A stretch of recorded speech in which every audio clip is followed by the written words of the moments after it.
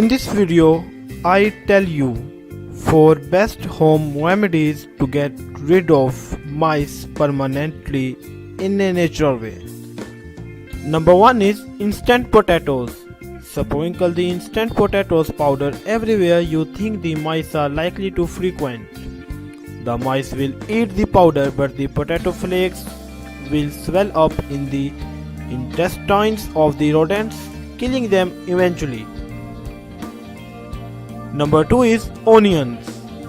Not just you, but even the mice have the pungent smell of onions. But this hack is a little tricky since onion rot quickly and can be toxic to pets at home.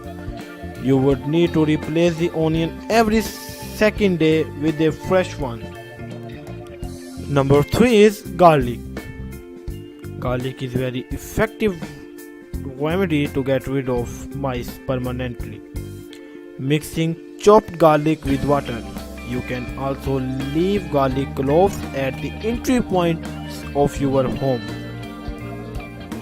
Number 4 is pepper flakes. Sprinkling the pepper is an age-old way to keep away animals from plants. Separate the pepper along the entryway and other corners and keep the rodents away. And you can easily get rid of mice permanently.